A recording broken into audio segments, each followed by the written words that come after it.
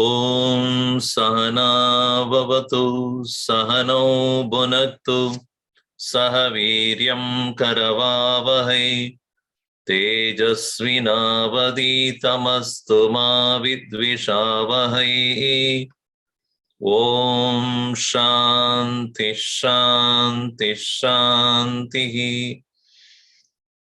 Samasta Jana Kalyane Niratam Karunamayam Namami Chinmayam Devam Sadgurum Brahma Vitvaram.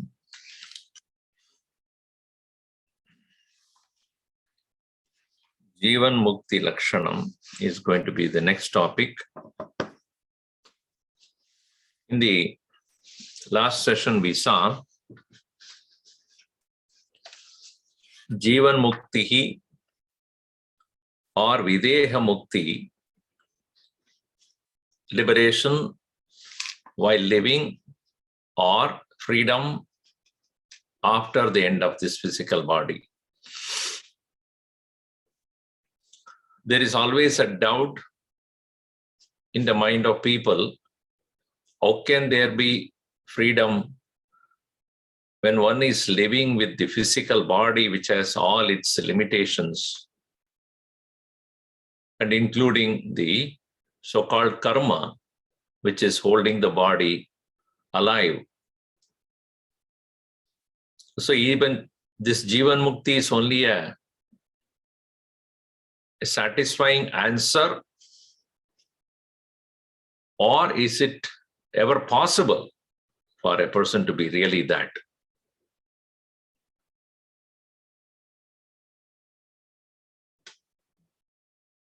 When we understand that the real bondage is only in the mind, then only we realize the release from this mind-created bondage is what is called as true moksha. Manayeva manushyanam karanam bandha mokshayoho bandhaya vishayasaktam moksham nirvishayam smritam. Vishayarahityam, Vishayarahita or Vishayasaktirahita Manaha Muktaha. The mind which is not having Vishayasakti is free.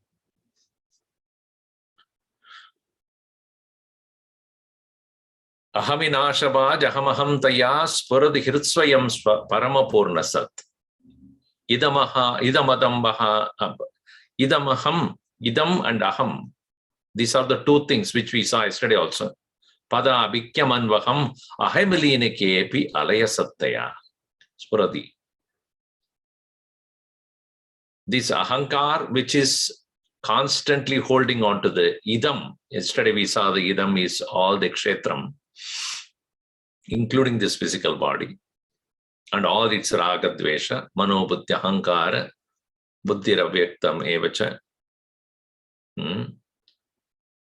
Indriyani dashekam cha panchachendriya gocharaha, ichcha desha sukam dukkam sangadas chetana dhritihi, edat sarvam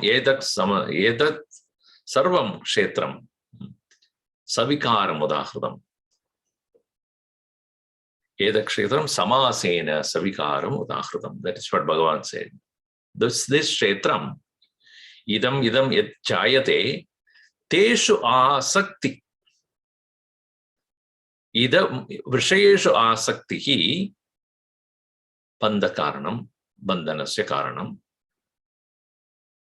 And this aham, the ego, is incapable at the present moment to remain independent of this attachment. As soon as we wake up in the morning, even as the very waking up means we have already identified with the body, with the mind, with the thoughts, with the emotions, with our attachments. And therefore,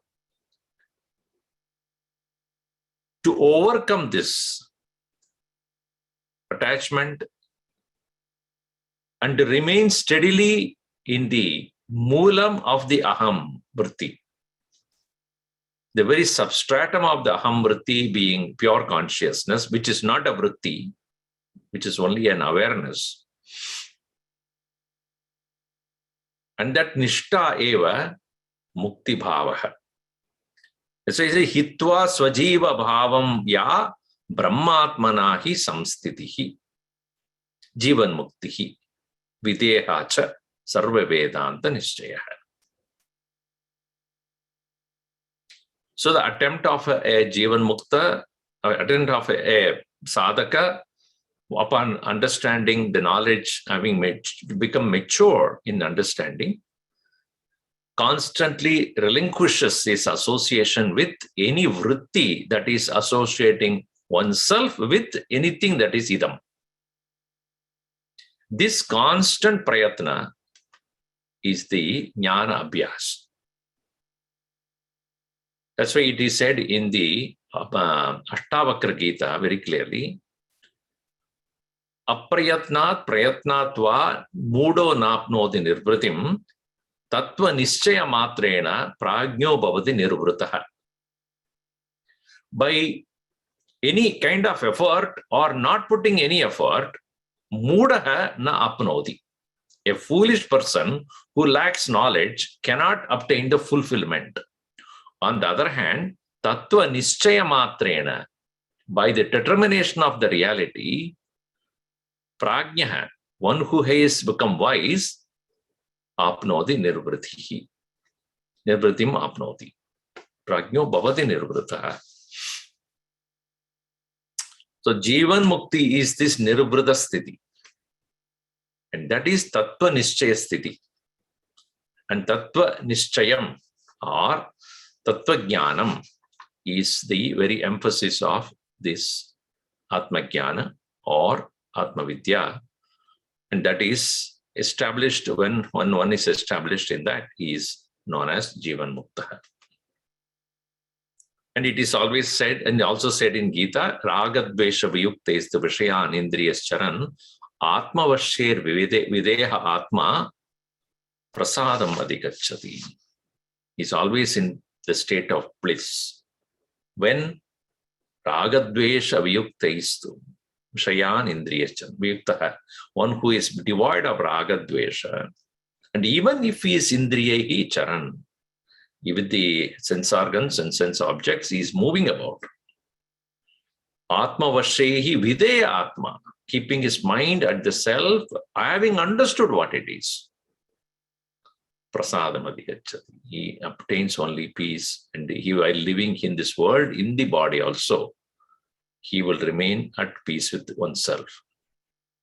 Iti sarva vedanta nishchaya.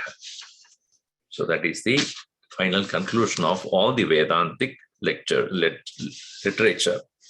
And it is said in the next section, Jivan Mukti Purusha, the next topic is on Jivan Mukti Ananda. We'll read that, verse number 1 here, page number 112. Ha, hu, ha, hu, ha.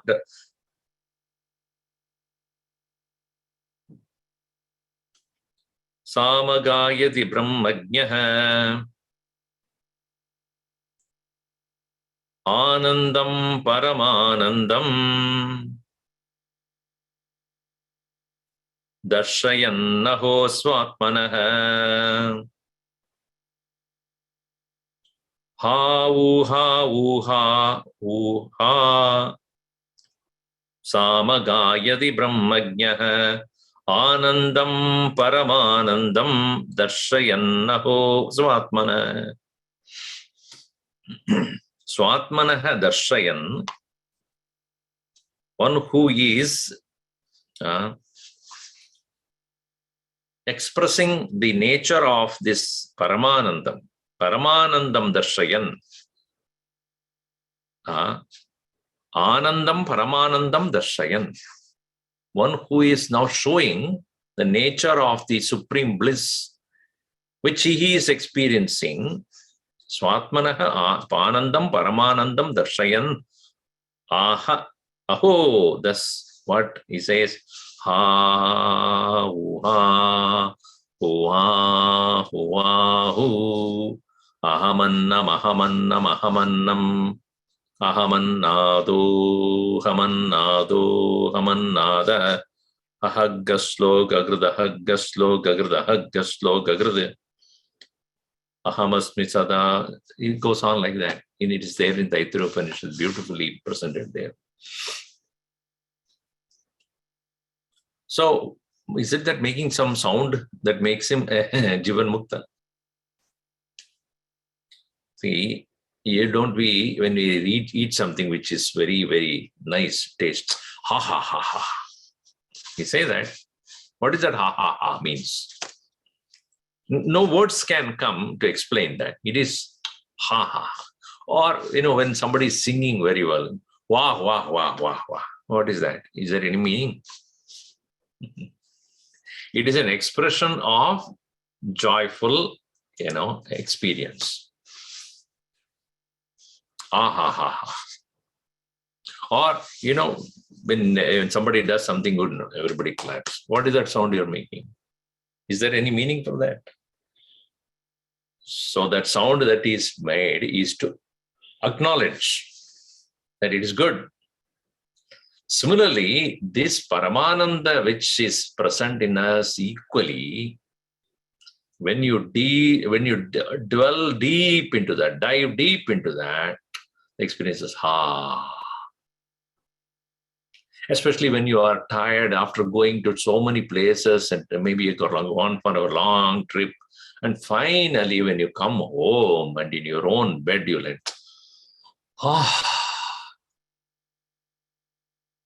back home, sweet home. Similarly, this jiva who has been traveling for so many lives, various forms it has taken, so many experiences it has gone through, so many ups and downs, and finally it has reached a state of total absence of all those bondages and found its own secure, beautiful, blissful being. That state is finally, the end journey ended. So that is the nature of expression. That is a kind of expression of a Jivan Mukta. Anandam Paramanandam Darshayan Naho Swatmanaha. Then Brahmajnaha Samagayati. In all the three or four Vedas, Rig, Yajus, Sama, Atharva came much later.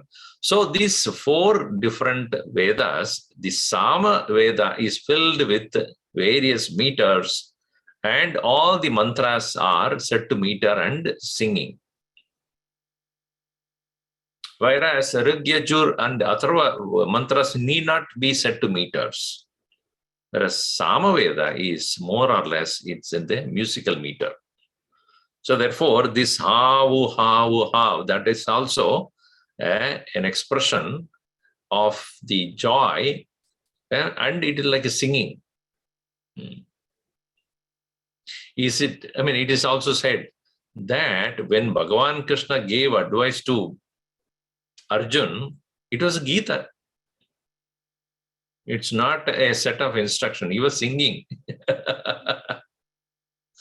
How Arjuna was collapsed there in the battlefield, and here Bhagavan's celestial song, Gurudev reads. Bhagavad Gita. Gita means singing only. So how can you sing when somebody is in real trouble? Only in Indian movies it's possible.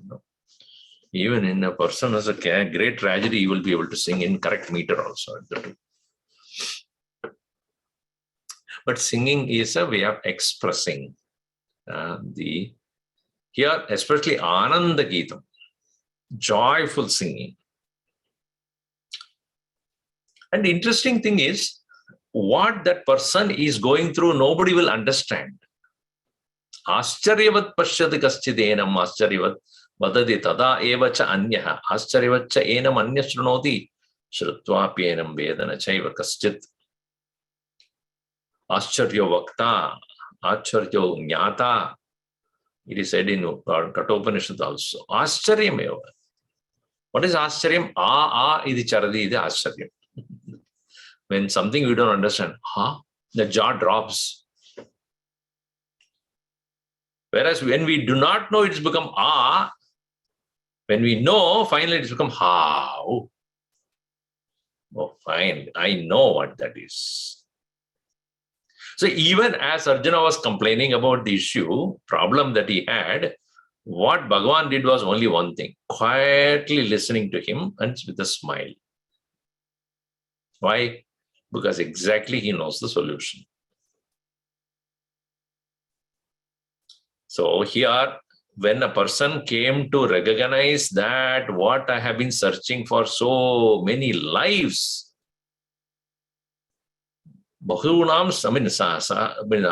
thousands of lives, Bhagavan says,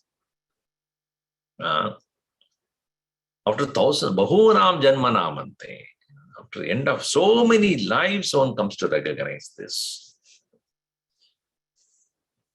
And the journey comes to an end.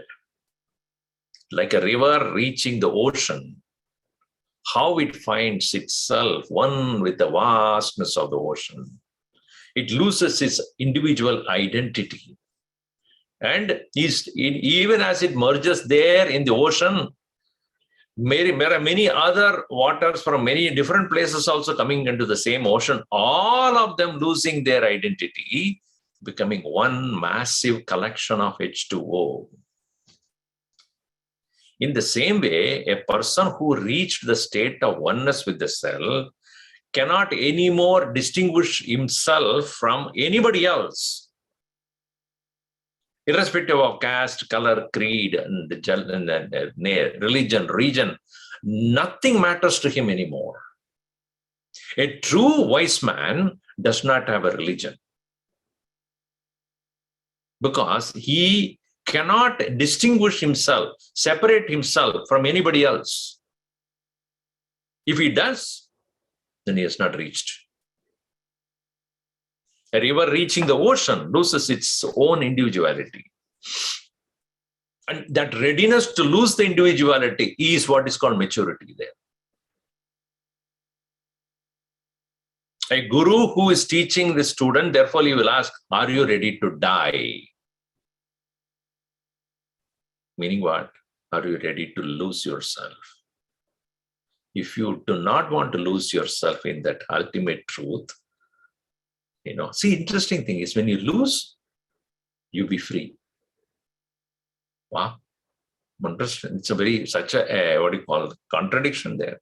We always think that when we win, when we prove ourselves, then that is called, success. No, here in Vedanta, only when you lose, you win. If you win, you lose. If you keep your identity strong, Bhagavan says, that look, you're not still ripe. As I said on the other day, a tree which is having many mangoes or many fruits, only when the mango or any other fruit in the tree, when it becomes ripe, what happens? It detaches.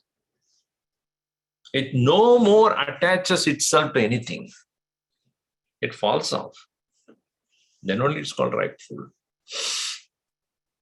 In the same way, a person who has gained that maturity will no more identify with any particular clan, religion, region, name, fame, position, form, caste, color, creed.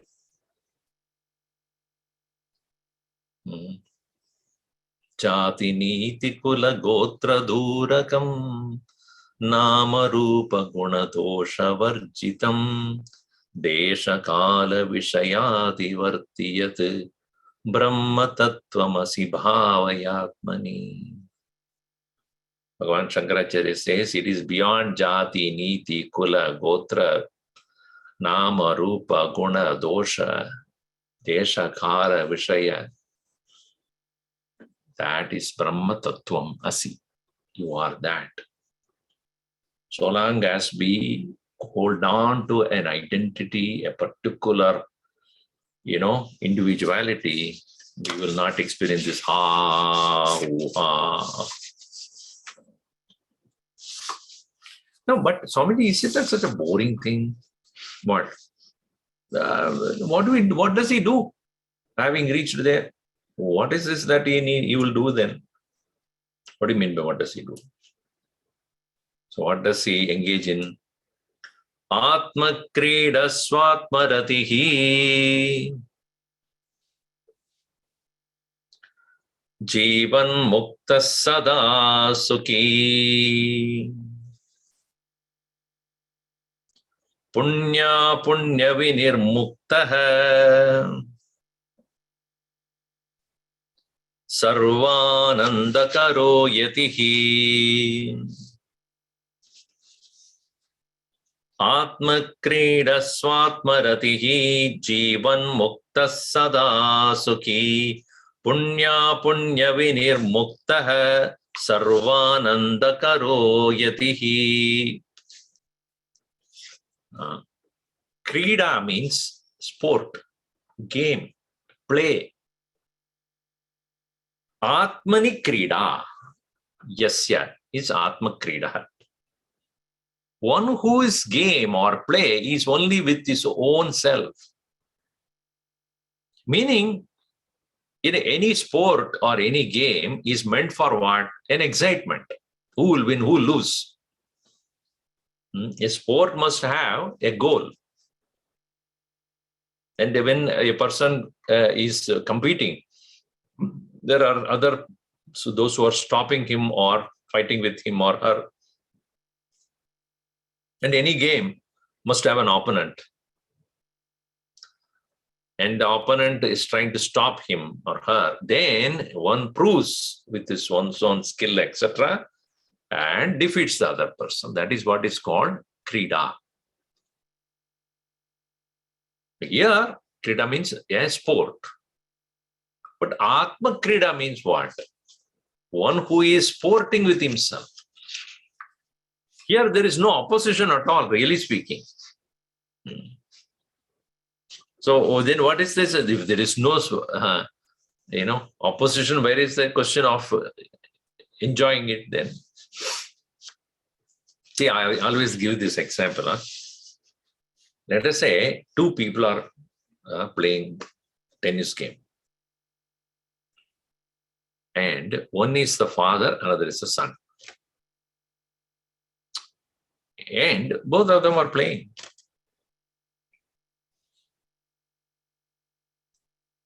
Now, if the son is playing smart and father is equally skillful, what would the father would do? Will he try to win his son or will he allow the son to win? He will allow the son to win and he will enjoy that. Isn't it? My son is really, really, but he will give a good fight, but he won't mind losing. Correct? In the same way, a man jo hai, that has to lose itself in the self. In that there is joy. That is the krida here. There is actually the mind is, every way we wake up, the mind is there. The very mind which is so-called absent mind during the state of sleep, the moment we wake up, it is already there, waiting for us. Chalo, uto. Is it not true that every day we lose the mind in the sleep? And what is that? Are we miserable? We are not. So why do you think that losing the mind into the self is a miserable state? Or why should you think losing the mind in the self is a feeling of insecurity or fear? So in the samadhi avastha, in the state of samadhi, a yogi consciously loses his mind into the self and enjoys that state of amaniba, where the thought doesn't anymore arise. There is no scope for the thoughts to get up. So just like the father who is giving a tough fight to the son, but at all times he enjoys losing himself and enjoying the prowess and the skill of that son who is now fighting with great amount of, intention to fight, intention to win him, and he allows it. In the same way, a bhakta allows the Bhagavan to take over. A jnani allows the self to take over. So that is Atma Krida. So Atma Krida has Swatma Ratihi. Swatmani Ratihi. Rati means revelry. Ramanam Ratihi. Revelry in one's own self. Yaswatmaratireva syat atmatriptascha manavaha atmannevaja santushtaha tasya karyam na vidyate. We need external some object or thing to keep us revel in or stay in happiness. Then after some time we get bored also. I'm bored. Let us do something else. Then after some time that is bored. Especially children, you see, they play a game, after some time throw it away. That's useless. In a new game. Elders also know better than now. Harry Potter, what's wrong with people? How much? I saw today in the news, there's a huge line. I don't know for what. So some Harry's parlor, huge line in LA for buying that. With the economy going into in such a condition, people are still wanting to entertain themselves with all these things. So we are so enslaving ourselves to external things. And so long as we are depending upon something else to entertain ourselves, there will be constant unhappiness. Why? Because one is there, after some time that is gone, another one comes, that is gone, another one comes. Whereas here, Swatmaratihi, Yogarato va, Bhogarato va, Sangarato va, Sangavihina, Yasya Brahmani Ramate Chittam Nandadi Nandadi Nandati. Sada Sukhi. Jivan Mukta hai Sada Sukhi. Always in the state of joy. It is interesting. If somebody is generally smiling, people ask, what's wrong with you? Why? Why are you unnecessarily smiling? Why? I have a right to smile. Why should I have to take your permission for that? We need to give reason to be happy also. If somebody is happy, then say, what happened? Nothing happened. If you cry also, people ask, come on, why are you crying?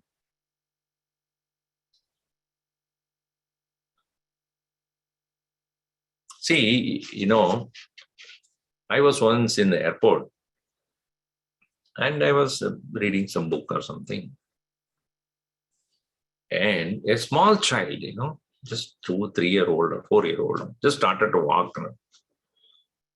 And people are busy, looking at the phone and looking at the iPad and looking at the paper. And that fellow was not in one place. He was going all over the place.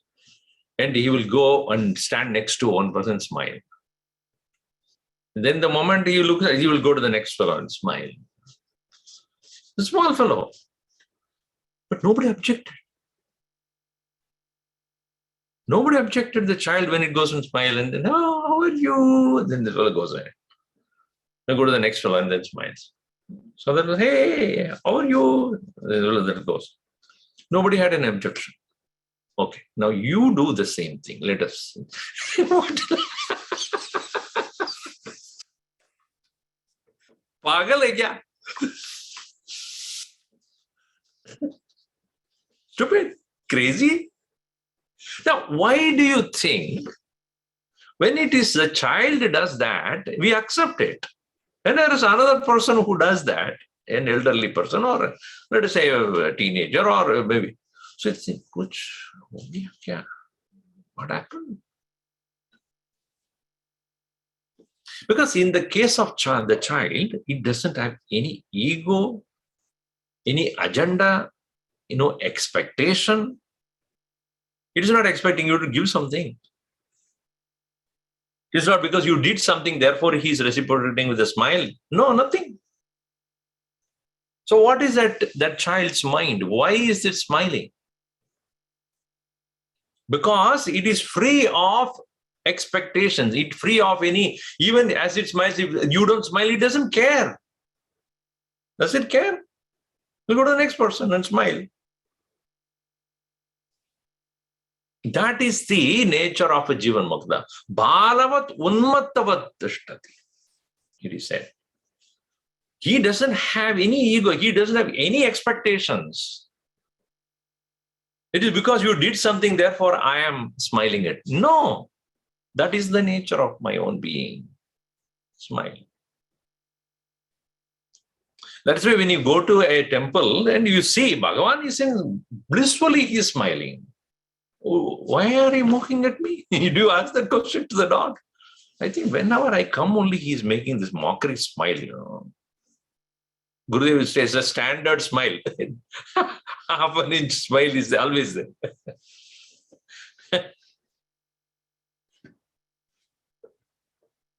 So one who has no individuality or ego or expectation, and when he is in that blissful state of oneself, sada sukhi,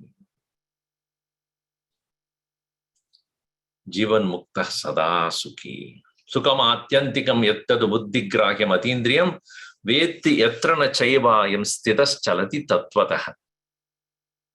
Esmin sadona sidona dukkena gurunapi vichalyate. Krishna says, one who has gained that inner bliss, even the greatest sorrow cannot move him.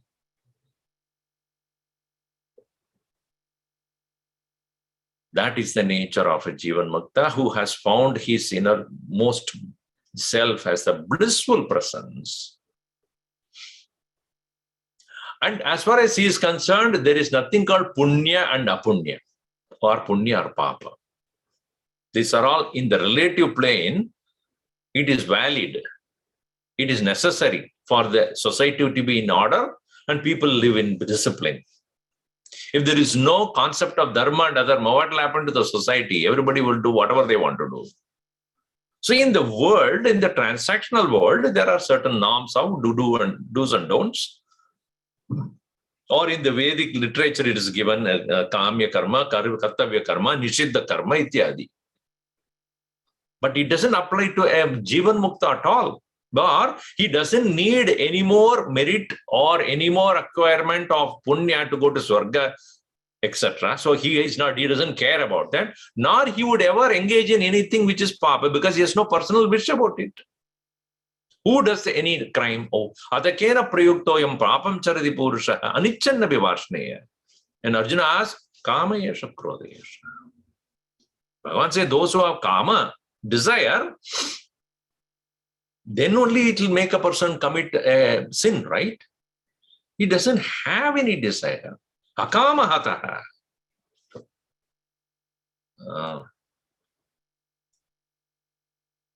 A person who is untouched by the kama, then where is the question of he committing sin?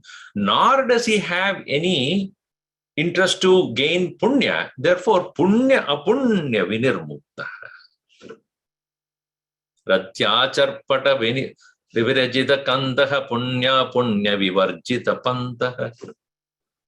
Yogi yoga niyojita chittaha ramate ramate, you know, palavadunmatave, something like that, that last part. Punya punya vivarjita pantaha. He is the one whose path does not decide by punya or apunya.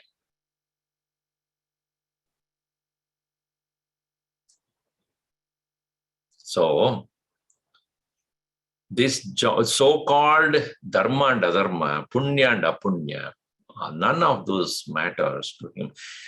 This doesn't mean that he will do anything sinful to anybody. That even thought won't arise in his mind. Just like a child would not think of doing something wrong to anybody because that child is innocent. He does not even have the intention to do anything wrong to anybody. So like that, Balavat, like the child, he will have no personal agenda. Sarvananda karo yatihi. Sarvasya anandakaraha. For everybody, he is only creating joy. He gives great joy to everyone. You know how difficult it is to give joy to everyone? Try. Not even one person in your life really you can give happiness. If at all, it is temporary. But who can give joy to everybody? He, the one who is remaining blissful to himself. Such a person alone gives joy to everybody. With no intention to really give joy, he is remaining in joy. That itself is sufficient. It is not that, okay, I have to go and do something, give something, make something, therefore that person will become happy. Nothing like that. The easiest way to make everybody happy is you be happy. That's all it is. Even those who are angry looking at you will become peaceful.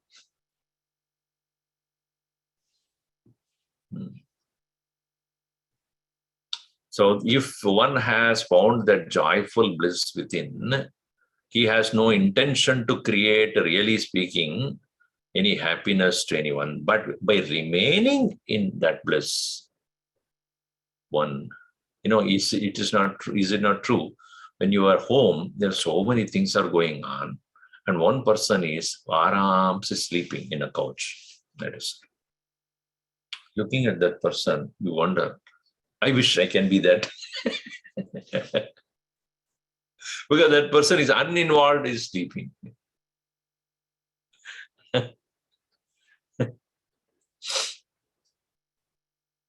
In the same way, a person who is able to remain in his own blissful state, by that very state of being, he can give nothing but happiness to everyone. This is one. Second thing is, a Jivan Mukta, being attuned with the self, he can alone easily make others get tuned with their own self.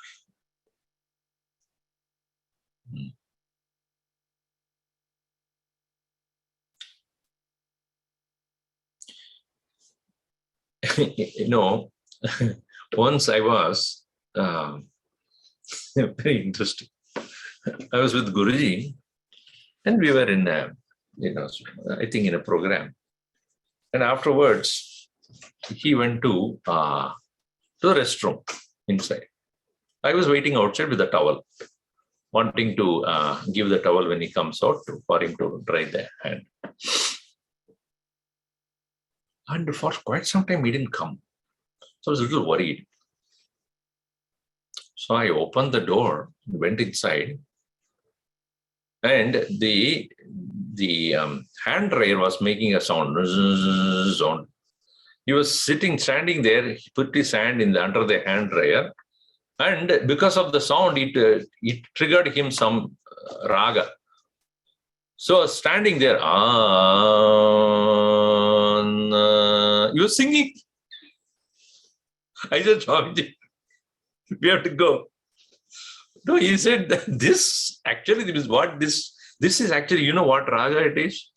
This is very good raga, I got tuned to it very immediately. So I'm just keeping my hand there. It will continue to make sound. I will continue to make sound out of it. So it is not true that if you are in the company of a person who is tuned to music, you will naturally get tuned to that.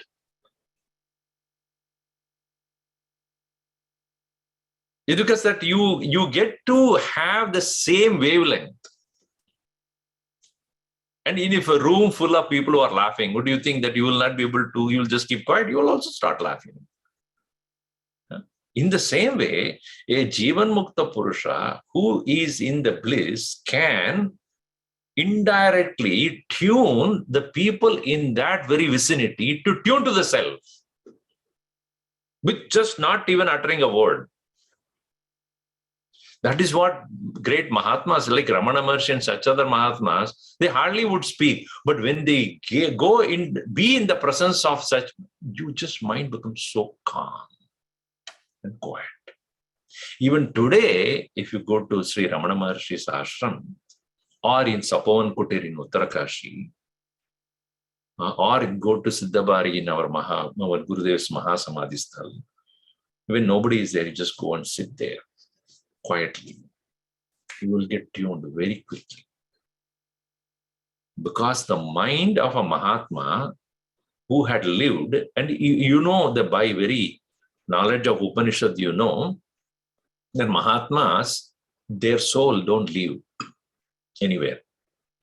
Wherever they are, they have been there, they have been residing, there they are present, only to bless others. That's why it's called Mahasamadhi.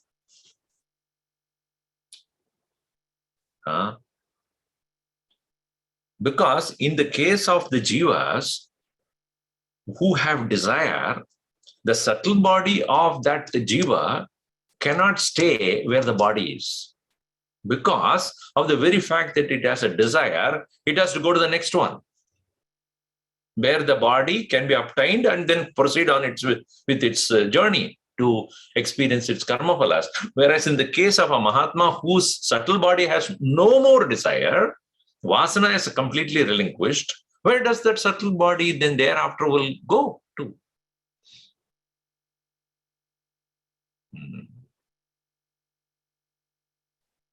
It will remain there only. That's why the effectiveness of that place. When you go to Samadhisthal of Mahatmas, their presence is very, very distinctly pronounced there. It will be there, that's called Brahmalina at that very point. So one who is able to tune the mind to that silence, to that stillness, that awareness in the presence of this Mahatma while alive or even not with the body, the mind will dwell closer to that self, closer to the self.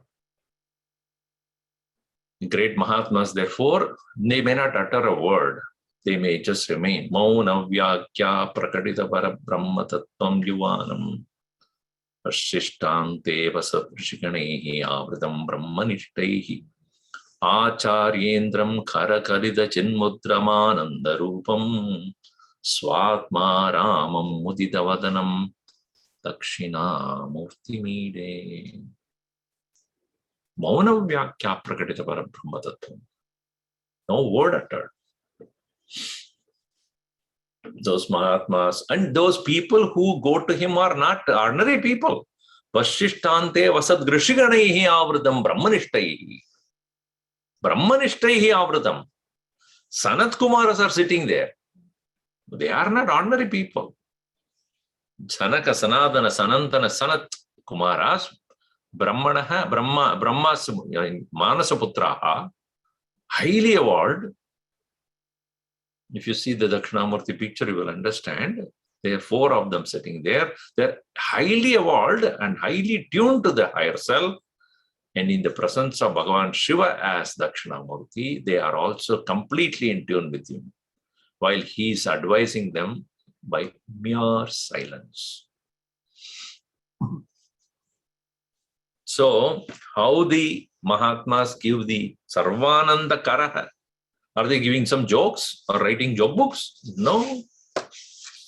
Bliss is experienced by people in their presence. When they tune themselves to that Mahatma, even the impurities that anybody would have in their presence will completely be quietened at that point. Maybe it will come out when you go to look for your shoes outside. That's what happens. So inside the ashram, everything is, when the moment I come out in the water, Rakshasa will become. So in that, see, that is the reason why when you go to the temples which are consecrated by Mahatmas, you will find the distinction. You go there and you will see that Murti that is consecrated by a Mahatma will have a distinct feature of blessing the people who come there with peacefulness.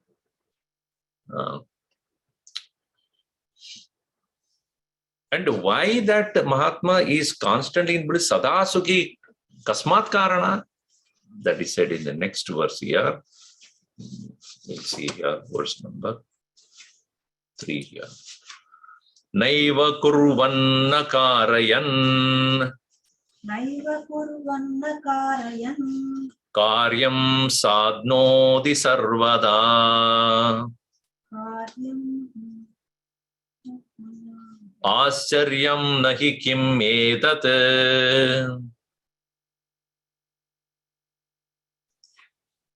Pashyatvam Buddha Vaibhavam. Page 118.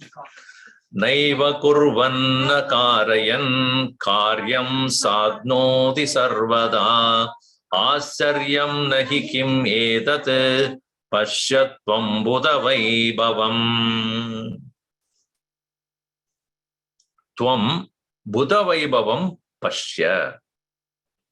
See, the Guru is telling, this is called Buddha Vaibhavam. What is Buddha Vaibhavam? Jnana Vaibhavam. It is the glory of this knowledge that you should see, and the glory of the masters who gained this knowledge. Buddha Vaibhavam can be Buddhi Vaibhavam, or it can be here Buddha Jananam Vaibhavam. For the men of wisdom, their Vaibhavam, glory, Vibhuti. What is that? Ascharyam na kim etat. What is this that? Is it as a wonder? Kim ascharyam va etat. What? They, without doing anything, naiva kurvan, not doing anything, na karayan, not asking anybody to do anything, karyam sarvada sadnoti. They always accomplish without doing a thing. How is that possible, Swamiji? Tell me that. No, I have so much of my working. How do I get this done? I have to work so hard, even then it doesn't happen. You know, the secret is, thy will be done, not mine. This is the secret. See, when we do karma, any action,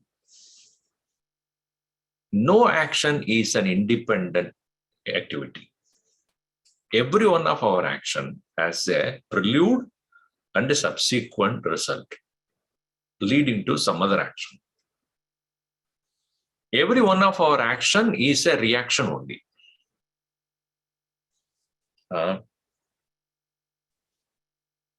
A demand of a desire is reacted to by our action. And when we do an action, we think as far as we are concerned, it is over, but it is not over. It is leading to action to somebody else. Like example, Today we went to a restaurant and we were eating.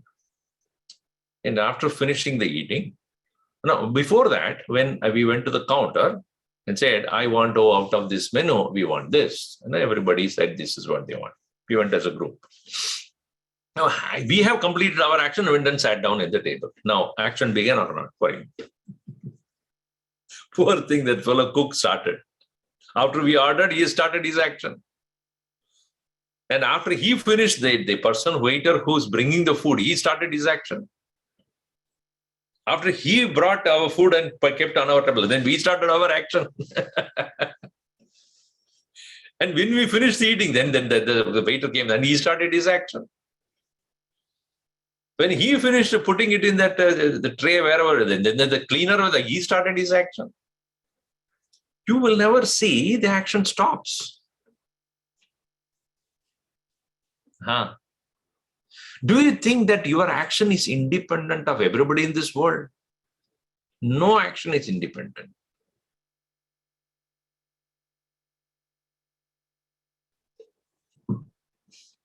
You see, Gurudev used to say, I am here because of you. If you are not there, meaning the audience, if you are not there, I will not be here. What am I talking to? Some floor and then the chairs and tables are? So if you are there, I am here. Because I am here, you are there. In other words, he said, you are my prarabdha and I am your prarabdha. Let us understand this.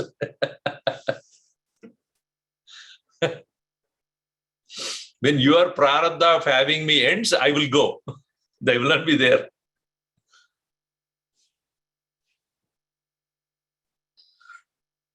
So a Mahatma, one who has realized the nature of this action, does not initiate action. Please make it very clearly in your mind.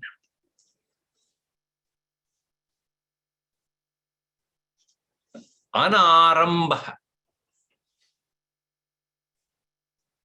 He will not do any arambha. See, arambha, one meaning is undertaking, an action. Another meaning is anarambha means does not start. Arambham na karoti. Mahatma karma arambham na karoti. Meaning what? If I have a desire, then I start an action. No doubt, the desire came from some reason, vasana, etc. And the desire is prompting me to act. So there is a reason why I'm acting. Now, what is the nature of a Mahatma as he understands the nature of vasanas and Maya working? Even as the vasana pops up and then says, hey, I want this. Now he looks at it. No. Yes, a sadhana we have to practice it. Nahi chahiye.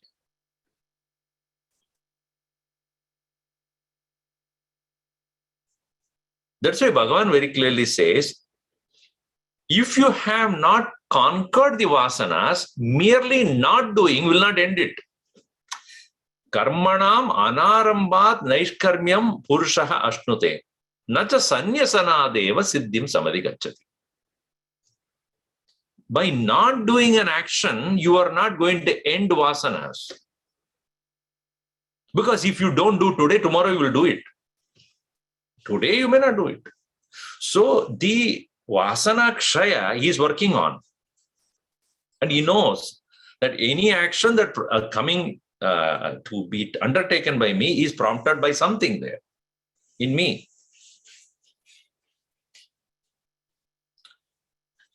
That is why Bhagavan Krishna cautions also, where you have a desire intact and not acting is mityachara. In this context, I don't know whether I have time to do this. Now you see, dharma, artha, kama, moksha is what is given as the purusharthas, correct? Your moksha is given at the end. Moksha should be in the front, no? Parama purushartha. उसका एक कारण है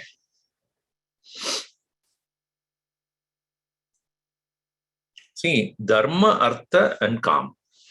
And then moksha is given. Kama tyagena bina moksha na siddhyati. This you must understand, right? Without the relinquishing or tyaga of kama, there cannot be moksha. Now, you see,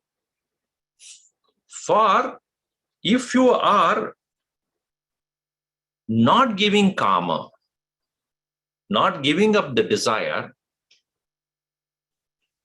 then vittam will become important to you. Artha is chahiye hi. एक काम नहीं है, अर्थ किसके लिए? Artha means wealth. Now, therefore, what is given to us is dharma. You gain dharma, artha through dharma. And do the experience the kama also with dharma. So the wealth that is obtained by dharma alone should be enjoyed by you. That is the instruction that is given in our Vedas. Because if you give importance to the kama and artha and forget about dharma, then you will do adharma only to get the wealth as well as to enjoy. So first direction is given is do actions which are dharmic, and out of that, whatever wealth you get, with that, tena vinodaya chittam. Bhajagovindam also very clearly says this. Tena vinodaya chittam. What? Artham, that is your God. Proper ways. So moksha ke liye kama tyag avashya hai. And when kama tyaga has to be done, then artha ka artha nahi hai. Artham anartham bhavaya nityam nasti tadassu kalesha satyam. Right? So you wealth, for what purpose is the wealth if you are not going to enjoy it? Now, please pay attention. Now, dharma ka kya artha hai abhi? Aapko artha nahi chahiye to. Artha includes punya. So if I do not have desire, there is no reason for me to acquire wealth. If the wealth is not necessary, then what is the purpose of dharma? That is the reason why Bhagavan says, Sarva Dharman Paritijajya. The very reason he gave that is, unless you have understood that moksha is only possible only when kama tyaga takes place, only then you have to do dharma tyaga.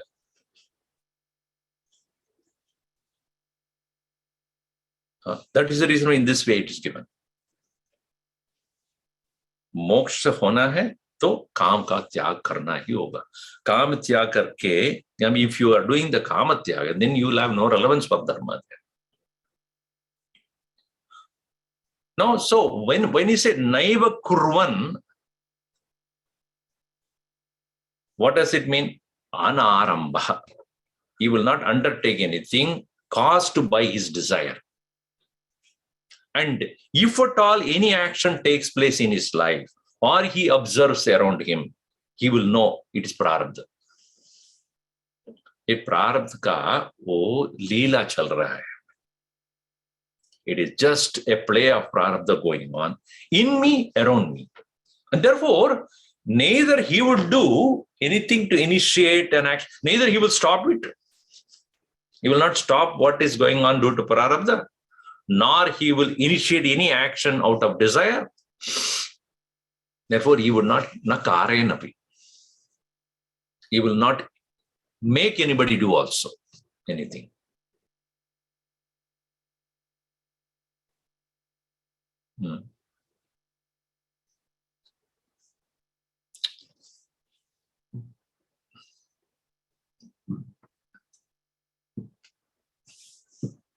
Naiva kurvan na karayan.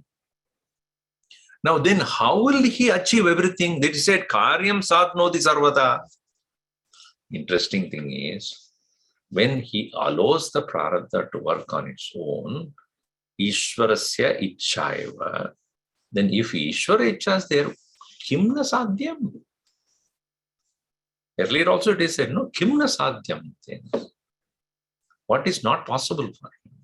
Because he will, if at all, prarabdha vashad yat karma, whatever is karma that comes to him, prarabdha vashad, he knows that it is, Bhagavan wants me to engage in this. It came to me unasked, and he is responsible for this. He is taking care of it, doing it. May I do it. And if Bhagavan has initiated the action, who will stop it? Thy will be done, not mine. He will never own any action he happens to do due to prarabdha. And any success that comes out of that also, not mine, thine, his only. And that's beautiful. Now our Gurudev, he quotes that, no? Gurudev, when he always, any project that came to him, Narayana, Narayana, Narayana. Narayan ka kaam hai. And if it is successful, it is his. He only is doing it. Never ever own it. Let it happen. So that's why Naiva Kuruvanna Karayan Karyam Sadhnodi Sarvata is able to accomplish because it is given to the Lord to take care of it. Now our problem is we don't have that faith, you know. और ईश्वर तो करता है, मुझे भी करना चाहिए ना कुछ.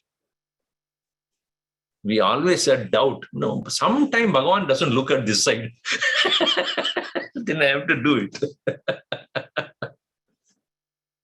We always have a doubt. You know. It's like you go to a doctor, he says that this is an important surgery you have to do. Can I have a second opinion? The second opinion is what? I don't believe in you.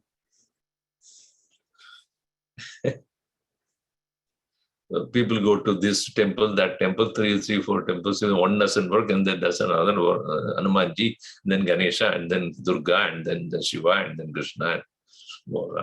Marketing, shopping. Shopping karta hai. There is one place in Andhra Pradesh, there is a temple called Visa Venkateshwar. I was told, Visa Balaji or Visa Venkateshwar. You go there, if you applied for visa, you will get that. If you go and do some abhishek there, Visa Venkateshwar. I'm not joking, you go and check up. So when he thus leaves it to the Lord to take care of it, Aschamryam nahi kimme etat. What is that Ascharya here? Because Lord is taking care of it. Everything is done by him only.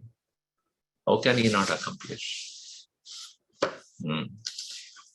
Pashyatvam Bhutavaibhavam. That is the greatness of a Jivan Mukta. Even though he doesn't have any personal, agenda about any action, what he takes up in his hand definitely will be successful because he merely acts as a servant of the Lord. He said, not Bhagavan Krishna also said, Arjun, I have decided what happened, All that you need to do is just take your bow and do wherever you shoot. I will take care of it. It will be killed. I have already done the work for you. Nimitta matram bhava savyasajam. Just to be an instrument in my hand. So then, gratitude. Now the Shishya has understood all this teaching, whatever is given to him by the very compassionate Guru. So, Kritaknyata. Shishya uvacha. Shishya uvacha. Danyoham kritakrityoham. Danyoham kritakrityoham. Prasadat tava he guru. Prasadat tava he guru. Bhavaye padma yugmam te. Bhavaye padma yugmam te. Sadadam hriti komalam. सततं हृदि कोमलम् धन्योऽहं कृतकृत्योऽहं प्रसादात् तव हे गुरो भावये पद्मयुग्मं ते सततं हृदि कोमलम्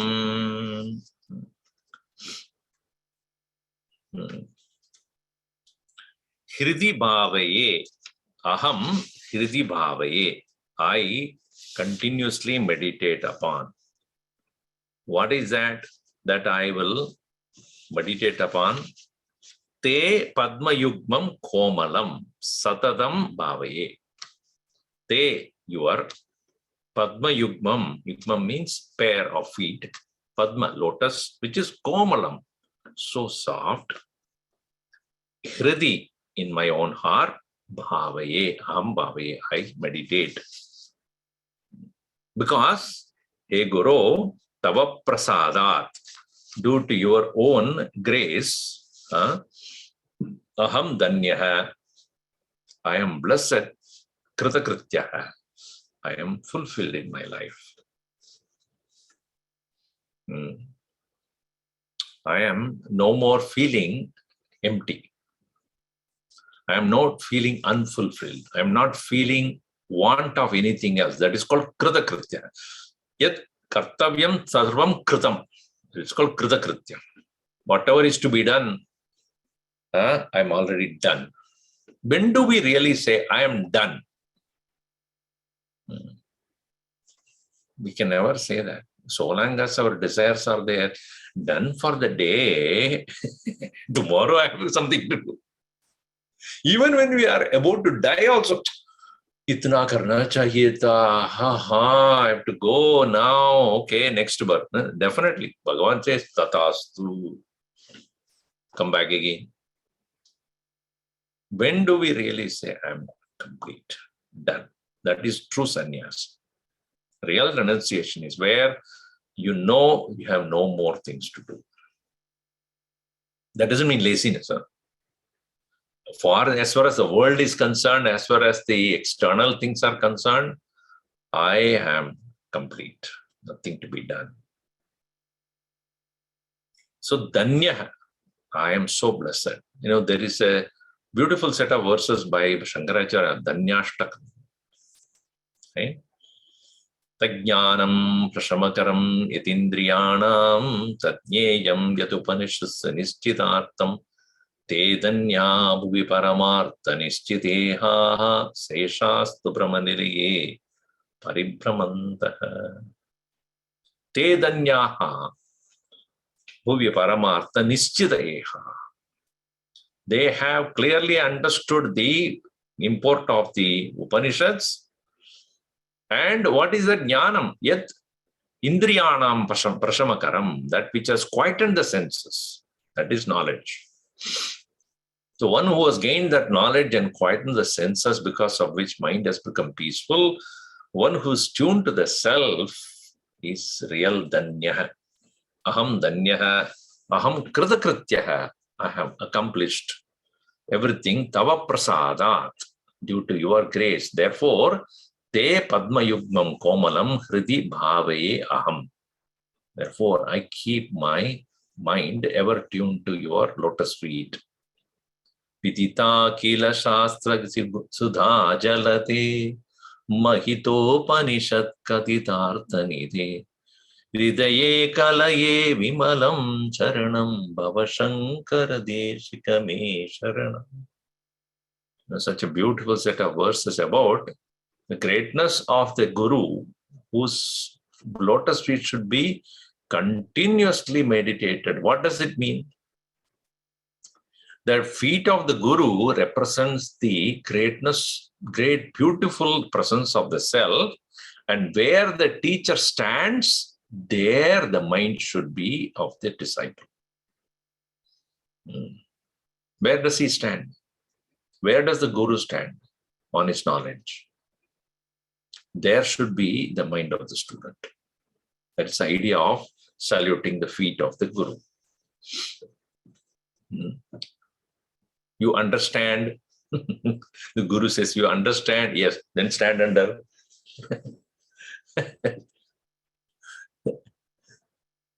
Because like we stand on our feet, Guru stand on the knowledge.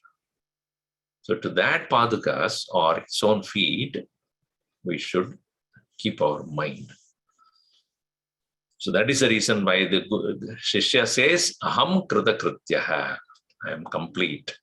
I am done. I fulfilled. That is the word that Guru wants to listen, to hear. Oh, finally, this fellow has understood. Otherwise, what happens? It is interesting, no? In one of the Upanishad, after having taught everything, the last portion, the Guru Shishya says, Oh Guru, Upanishadam Bruhi. The Guru says, whatever I told you, that is Upanishad. If you have not understood what to do. I told you this, no? When Guruji was giving a lecture on Ramayana. At the end of it, one person came to us. I have only one doubt. What is it? In this Ramayana, who is the Rakshasa? Is it Ravana or Rama? So Guruji said, neither Ravana nor Rama is a Rakshasa. Then who? Me. After having taught you for one whole week, if you have not understood, I am the Rakshasa.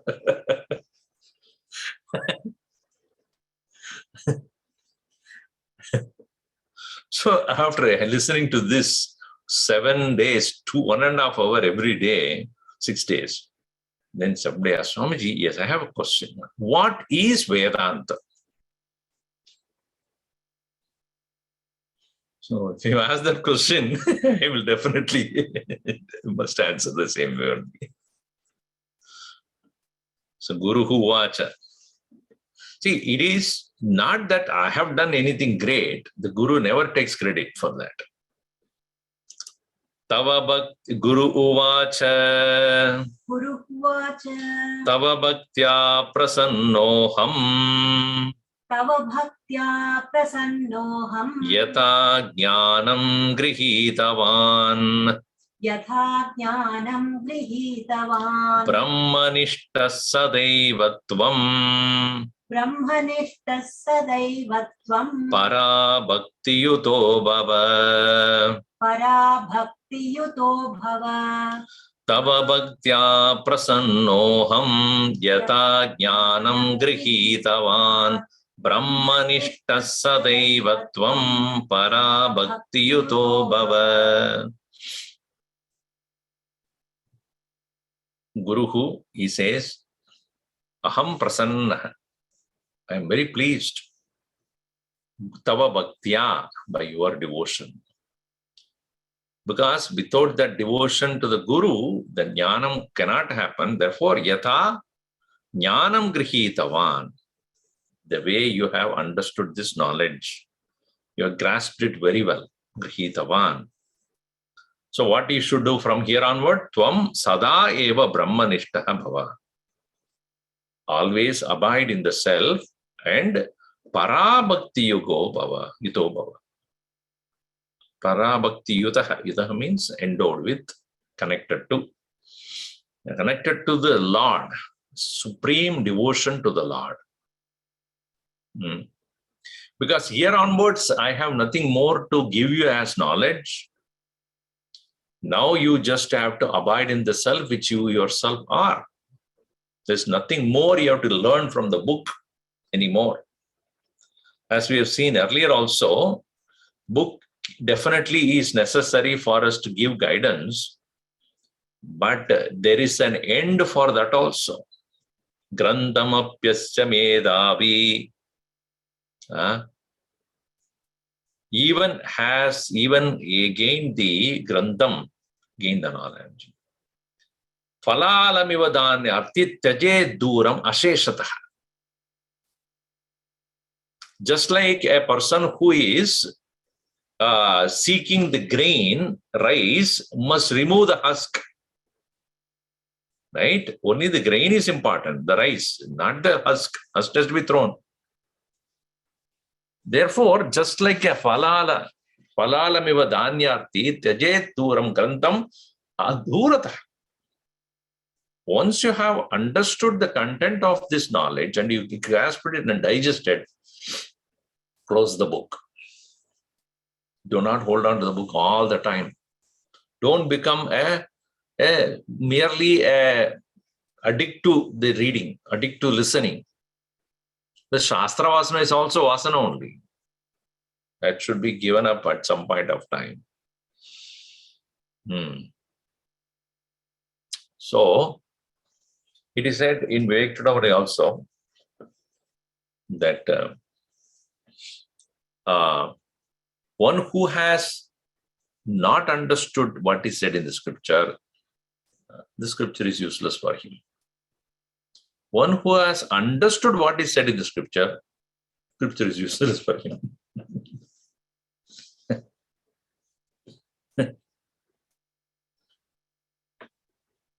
So what is it then? To whom is it useful? One who is studying the scriptures with the intention to know what it is saying. So if he is not intending to get the essence of this knowledge from the book by just holding on to the book, what will you do? It's useless. So it's like a blind man carrying a lamp. So blind man carrying a lamp. So somebody asked this question. You are carrying a lamp. You don't have eyes. Why do you need a lamp? How will you even see anything? That was very smart. I'm holding the lamp. Otherwise, nobody will come and hit me. That's why I'm holding the lamp. In the darkness, somebody will come and bang on me. So we should not hold the scripture just for the sake of to show it to the people.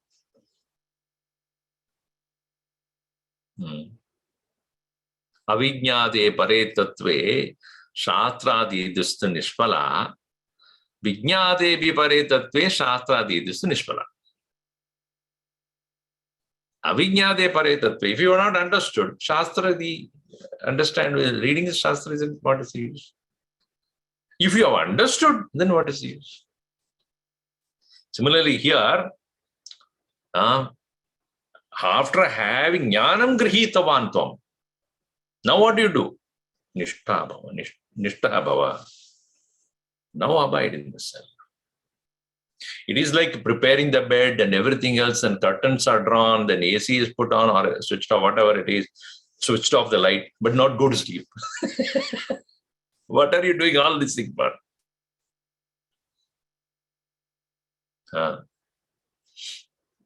So when you are preparing yourself for gaining that insight, gaining that Atma Sakshatkar, then Atma Sakshatkar is not going to come from the book. Close the book. Now think what you have gained. Recollect all of that. Doubtless knowledge should be there.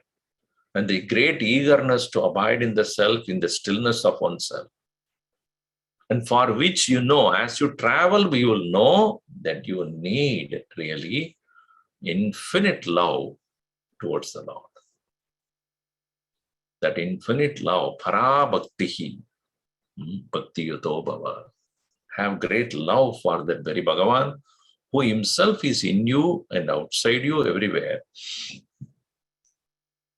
As you go closer to him, he will start pulling you.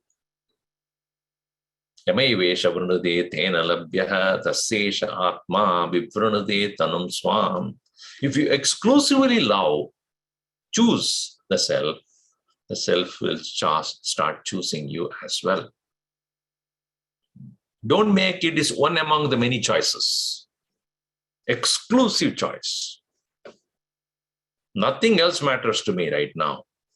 That way, one should daily must attempt to remain as the self. As the worldly people of the world, we may think that Swamiji, this I think I have postponed it to my retirement. Abhi nahi chahiye, Swamiji. I'm very young, only 70. When do I think it should happen? Earlier the better. So every day you should have at least a span of 20 minutes or 30 minutes, where you remain, preferably early in the morning, before you start your day, remain as the soul and not a person. You are not a husband or a wife or a brother or a sister, nothing. You are a soul who has no relationship in this world except you and the Lord, the Supreme Self. Remain in that relationship. All things that are concerning me and my life, etc., here can wait. Just wait outside my door. I am here. And any thought arises about anything of the world, including the body, keep it aside. I am the pure soul, immaculate one. I have only one relationship, that is with the Lord. Lord here, Paramatma Tattva, pervading in me and within me, without. With that alone, I have a relationship as the one who is seeking to become one with that. And with the knowledge that I already gained, one knows how to falsify or overcome, I would not say neglect or ignore, overcome the other thoughts that arise in your mind. That is where your attempt should be. Aham Atma Paramatma, Aham Akhanda Ananda Atma Swarupoham, Asangoham Asangoham Asangoham Punah Punah Satchidananda Rupoham, Ahameva Hamatmayam. So that one should again and again and again attempt. It's not just repeating the words, but feel that I am this only. Then, even as you get into the other worldly transactions, there will be, in the background of you, you will start recollecting that. Aham Asangaha Atma. All this I am doing, it is only for the sake of meeting my prarabdha. That is all it is. So, Brahmanishta Sadevatvam Parabhakti Yuto Bhava. This is the advice the Guru gives. And this is the final verse here. This particular text is Ayam Subodha Vedantaha Ayam Subodha Vedantaha Gurudeva Shishakritaha Gurudeva Shishakritaha Samarpayetam Tebhyo Hi Samarpayetam Tebhyo Hi Prasanna Santu Te Mayi. Prasanna Santu Te Mayi. Ayam Subodha Vedantaha Gurudeva Shishakritaha Samarpayetam Tebhyo Hi Prasanna Santu Me Mayi. I am this Subodha Vedantaha Grantaha, this particular text. Guru Deva Ashisha Kritaha. Ashisha, meaning by their blessings, their prasadat, Ishwara prasadat, Guru prasadat cha. So by their blessings alone, it could be accomplished, the composition. Tasma, tam, to them, tam, Guru Vedanta, Subodha Vedanta Grantamayam, tam, tebhyohi samarpaye. For them alone, I submit or surrender. Te mayi prasannaha santu. May they become pleased with me. This with me means may they become happy with this very submission of mine, which I have composed and surrendered to them. It is their own blessings only, because of which I could do it. And therefore, it is like, everything is created by the Lord only. When we make a prasad out of that, don't we say, Bhagavan, take it. Bhagavan looks, what are the ingredients you put there? All I only gave. So, but we say that you gave, all right, but I put them together and give it to you for your pleasure. In the same way, even though it is by your grace only, it could be composed, but I have the great joy of submitting it to you. So that way, this Subodha Vedanta is not another text like Upadesha Saram or Saddarshanam Ityadi, not seriously getting into the subject matter and analyzing it. It is a simple text for us to understand the importance of various aspects. There was a description about who is a Shishya, who is a Guru, what is Maya, what is Ishwaraha, who is a Jivan Mukta, and what is Sadhana, what is Shraddha. So many topics were covered. And it's such a beautifully presented in 60 verses. By 50 verses, right? I think so. Yes. Yeah. No, not 60 verses. I think 30 plus something. I'm exaggerating. So he had taken topics, and then in each topic there are only 3 verses. That way. I think 1, 2, 3, yeah. Around 30 plus verses. Yeah, not 60. So it's covered quite a bit of topics. 4, 5, 6, 7, 8, 9, 10, 11, 12, 13. Yeah? 12 topics. 12 topics. Yeah. But that way, very nicely compiled together for us to. It's more like a revision for those people who know the topic already. For those people who have no exposure to Vedanta, this is a nice introduction. How it can be made easy. That's why Vedanta made easy. That's why the title is Subodha. Sukhena bodhum poddum shakyate. And it is easy for us to understand. Om sarve bhavantu sukhinah, sarve santu niramayaha, sarve bhadrani pashyantu, ma kaschid dukkhabhat bhavet. Om shanti shanti shanti. Harihi Om Shri Gurubhyo Namaha. Harihi Om. My thanks to all of you, and also to all those who made this possible, especially Jaya and Sheetal and many others who were in touch with me. And 2 of you, they were basically. And I have seen others also when I have come there. So all of you, I'm happy to see you all virtually. And I hope this helped you to recollect some of the thoughts which you already might have heard in the Upanishad or Gita. And some of the ideas are somewhat newly put, which you have not found anywhere else. That is shows Guruji's own reflection and his own, way of presenting the ideas from his own study and understanding. That is also great. 38. So 38 verses. Okay, good. So we'll meet in person next time, surely.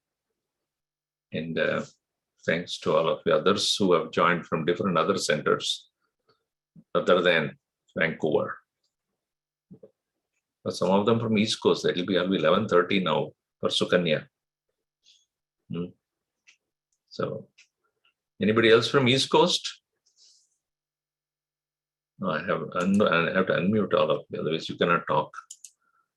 Don't say I'm immutable. I'm mutable. Yes. Yeah, go ahead there. Sheetal will be Okay. Thanks. on behalf of Swamiji. Vote of thanks. Hari Om Swamiji and Hari Om Jayaji and fellow seekers. How blissful have the past 6 days been? With so much compassion, love, and humor, Swamiji has taken us on this beautiful journey with the text Subodha Vedanta. In addition to elaborating on the text itself, Swamiji has shared numerous examples from the Bhagavad Gita, Upanishads, Viveka Chudamani, Aparoksha Anubhuti, and so many additional texts to help make this relatable to each and every one of us. Swamiji has made the inaccessible accessible to us and has translated the knowledge to our understanding. This 6-day journey has been filled with laughter, tears, peace, clarity, and so much joy. And I realized that in the way that it's not possible to use the intellect and my vocabulary to comprehend the Atman, in the same way, there are no words to describe gratitude towards Swamiji for sharing this knowledge, which is life. The way in which this knowledge has given our life purpose and meaning, I request that each one of us become an ambassador and invite our family members and friends to become a part of our Chinmaya Mission family. We are so grateful to have a guide in Vancouver, Jayaji, who teaches several classes a week. We also have an incredibly dedicated team of teachers leading Balavihar, as well as a Chinmaya Yuva Kendra or CHIK classes, which aims at 18 to 28-year-olds. All this information can be found on our website, which is chinmayavancouver.org. The website is also up to date with all details on upcoming yajnas and events, which are not to be missed. I am also once again posting the email where the opportunity to give Guru Dakshina can be made, where we can apply and practice what we have learned in theory. And lastly, though there is a sadness about the completion of this beautiful yajna, there's also so much excitement that Swamiji will be joining us in person next year. Hari Om. Thank you all. Thank you. And Hari Om Swamiji, thank you very Swamiji. much. And, Hari Om, Swamiji. Hari Om. and Swamiji, next year in person, you're coming to Vancouver, I will Swamiji, impersonate okay? myself. You promised, and I'm going to hold you to it. Yeah. Next Sure. May, I want dates. I won't compromise. You promised, that's it. Hari Om Swamiji. Hari Om. Ram Swamiji, Hari Om. Hari Om, Swamiji. Hari Om Swamiji, thank you. Hari Om. Hari Om. Hari Om Swamiji. Hari Om.